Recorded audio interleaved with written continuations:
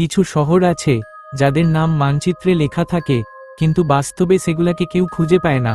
দিনের আলোতে শহরটা সাধারণ মনে হয়, কিন্তু রাত নামলেই তার আসল রূপ প্রকাশ পায়।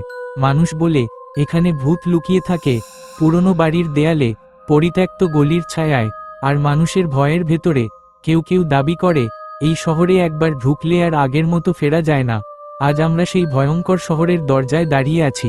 প্রশ্ন একটাই, ভূতেরা কোথায় লুকিয়ে আছে, আর তুমি কি সত্যটা জানো? শহরের প্রবেশমুখে একটি ভাঙা সাইনবোর্ড ঝুলছিল। লেখা প্রায় মুছে গেছে, শুধু একটি শব্দ স্পষ্ট, ফিরে যাও। বাতাসে পোড়া কাঠ আর স্যাঁতস্যাঁতে মাটির গন্ধ। রাস্তা ফাঁকা, কোনো পাখির শব্দ নেই, কুকুরের ডাক নেই, এমনকি পোকামাকড়ের আওয়াজও না। এমন নীরবতা আমি আগে কখনো অনুভব করিনি। এক বৃদ্ধের কথা মনে পড়ল। যাওয়ার আগে তিনি বলেছিলেন, শহরটা দিনে মরা আর রাতে বেঁচে ওঠে। শহরের ভেতরে ঢুকতেই চোখে পড়ল সারি সারি পুরনো বাড়ি। দরজা আধখোলা, জানালা ভাঙা, দেয়ালে অদ্ভুত আছড়ের দাগ। একটি বাড়িতে ঢুকতেই হঠাৎ ঠক ঠক ঠক, উপরতলা থেকে পায়ের শব্দ। আমি জানতাম এই শহরে কেউ থাকে না, তবুও শব্দ থামল না। একটি ঘরে ঢুকে দেখি আয়নাটা ভাঙা, কিন্তু তার ভেতরে আমার প্রতিবিম্ব নেই, বরং সেখানে দাঁড়িয়ে আছে একটি মেয়ে। তার চোখ দুটো ফাঁকা, মুখে হালকা হাসি। আমি চোখের পলক ফেলতেই সে উধাও। শুধু আয়নায় রয়ে গেল একটি লেখা, যেন কেউ নখ দিয়ে খোদাই করেছে। তুমি এখন আমার বাড়িতে। এই শহরে সবচেয়ে বেশি যে গল্পটি শোনা যায় তা হলো নিখোঁজ মেয়েটির গল্প। লোকজন বলে সে খুব সুন্দর ছিল, প্রতিদিন সন্ধ্যায় ছাদে দাঁড়িয়ে গান গাইত। একদিন হঠাৎ সে হারিয়ে যায়। কেউ বলে তাকে খুন করা হয়েছিল, কেউ বলে সে নিজেই আত্মহত্যা করেছিল, কিন্তু তার লাশ কখনো পাওয়া যায়নি। তারপর থেকেই নাকি রাতে জানালায় আলো জ্বলে, ছাদে পায়ের শব্দ শোনা যায়, আর মাঝে মধ্যে একটি মেয়ের কণ্ঠে গান ভেসে আসে।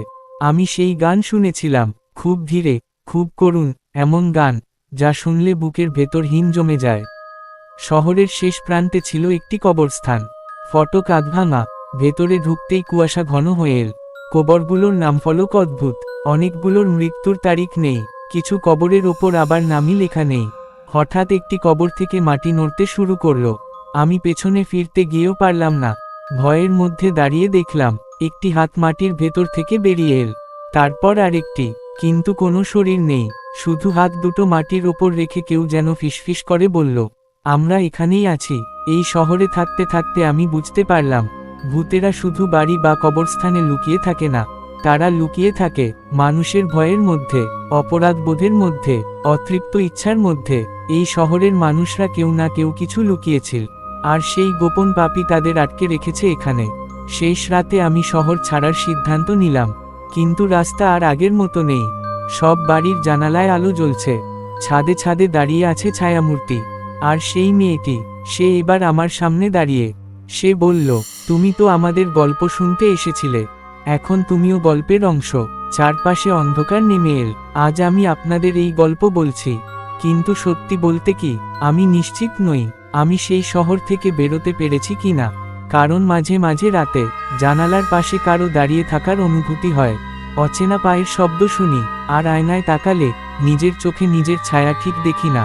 একটা বাড়ি চোখে পড়ল, অন্য সব বাড়ির চেয়ে আলাদা। দেয়ালগুলো কালচে, দরজার ওপর লাল রঙে আঁকা অদ্ভুত চিহ্ন। লোকেরা বলে এই বাড়িতে যে ঢোকে সে আর আগের মানুষ থাকে না। আমি জানতাম ঢোকা উচিত নয়, তবুও পা নিজে থেকেই এগিয়ে গেল। ভেতরে ঢুকতেই দরজা ধরাম করে বন্ধ। ঘরের মাঝখানে একটি চেয়ার, চেয়ারের ওপর বসে আছে আমি নিজেই, একই মুখ, একই চোখ, কিন্তু তার হাসিটা আমার না। সে ধীরে বলল, আমি তো এখানে অনেক আগেই এসে গেছি, তুমি দেরি করে এলেন কেন? দেয়ালের দিকে তাকাতেই দেখি অসংখ্য ছবি, সবগুলোতেই আমি, কখনো কবরস্থানে, কখনো সেই মেয়েটির পাশে, কখনো অন্ধকারে দাঁড়িয়ে। আর প্রতিটা ছবির নিচে একটি তারিখ, সব তারিখই আজকের আগের। তখনই মাথার ভেতর বজ্রপাতের মতো সত্যটা আঘাত করল। আমি এই শহরে প্রথমবার আসিনি, আমি বহুবার এসেছি, আর প্রতিবারই কিছু ভুলে গেছি। হঠাৎ সেই মেয়েটি আবার সামনে এল। এবার তার মুখে আর ভয় নেই, আছে ক্লান্তি। সে বলল, আমরা কেউ ভূত ছিলাম না, আমরা ছিলাম মানুষ। এই শহর আমাদের মিথ্যা বলেছিল। সে জানালো, এই শহরে যারা আসে তারা প্রত্যেকে নিজের ভেতরে কোনো ভয়, অপরাধ বা লুকানো সত্য নিয়ে আসে। শহর সেই দুর্বলতাকে ধরে ফেলে, তারপর ধীরে ধীরে মানুষটাকে নিজের মতো করে তোলে। যেদিন মানুষ সত্যিটা মেনে নিতে পারে না, সেদিনই সে এই শহরের অংশ হয়ে যায়। মেয়েটি আমার হাতে একটি চাবি দিল, বলল, এই শহর ছাড়ার একটাই পথ আছে, তোমার সবচেয়ে ভয়ঙ্কর সত্যটা স্বীকার করো। আমি চুপ করে রইলাম, কারণ সেই সত্যটা আমি জানতাম। আমি ভূতদের খুঁজতে আসিনি, আমি এসেছিলাম প্রমাণ করতে ভূত নেই। কিন্তু গভীরে কোথাও আমি চাইছিলাম ভূত থাকুক, কারণ তাহলে নিজের ভয়কে দোষ দেওয়া যেত।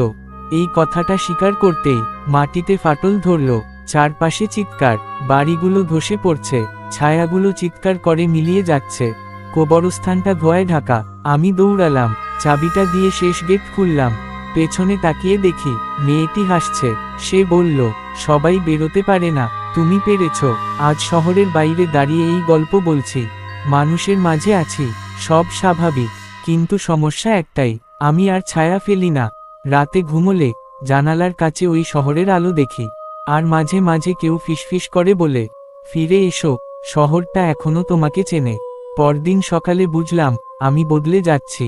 খাবারের স্বাদ পাই না, মানুষের কথা কানে এলেও ঠিক বুঝতে পারি না, আর সবচেয়ে ভয়ঙ্কর, ভিড়ের মাঝেও নিজেকে একা লাগে। রাতে আবার সেই ফিসফিস শব্দ, তুমি তো পুরোপুরি বেরোনি, শহরের একটা অংশ এখনো তোমার ভেতরে। আমি ঘামতে ঘামতে উঠে বসলাম, বিছানার পাশে মেঝেতে দেখলাম কালো মাটির ছাপ, ঠিক যেমনটা ছিল সেই শহরের রাস্তায়। অন্যরা এটা টের পাচ্ছিল। একজন বন্ধু হঠাৎ বলল, তোর চোখের দিকে তাকাতে অস্বস্তি লাগছে, যেন তুই এখানে নেই। একদিন বাসে বসে থাকতে থাকতে দেখলাম একটি বাচ্চা আমার দিকে তাকিয়ে কাঁদতে শুরু করেছে। তার মা ফিসফিস করে বলল, ওকে সরাও, ওনাকে দেখে ভয় পাচ্ছে। আমি তখন বুঝলাম শহরটা আমাকে চিহ্নিত করে দিয়েছে। এক রাতে আলমারি খুলতে গিয়ে পেলাম একটি নোটবুক, আমার হাতের লেখা, কিন্তু আমি এই নোটবুক লিখেছি এটা মনে নেই। প্রথম পাতায় লেখা ছিল, যদি তুমি এটা পড়ো তাহলে জেনে রাখো তুমি আবার ভুলে গেছো। পাতা উল্টাতে উল্টাতে শরীর ঠান্ডা হয়ে গেল। নোটবুকে লেখা ছিল, আমি কিভাবে প্রথমবার শহরে গিয়েছিলাম, কিভাবে বেরিয়েছিলাম, কিভাবে ধীরে ধীরে আবার টান অনুভব করেছিলাম। শেষ পাতায় শুধু এক লাইন, শেষবার গেলে আর ফিরে আসার দরকার হবে না। সেই রাতেই ডাকটা এল। জানালার বাইরে দাঁড়িয়ে ছিল সেই মেয়েটি, কিন্তু এবার তার মুখ অর্ধেক অন্ধকারে ঢাকা। সে বলল, তুমি এখন দুই জগতের মাঝখানে, এখানে থাকলে ধীরে ধীরে পচে যাবে, ওখানে ফিরলে অন্তত সম্পূর্ণ হবে। আমি জিজ্ঞেস করলাম, আমি যদি না যাই? সে হাসল, তাহলে তুমি নিজেই একটা ভূত হয়ে যাবে, এই শহরে নয়, এই দুনিয়ায়। আমি বুঝলাম এটাই শেষ চয়েস, এই দুনিয়ায়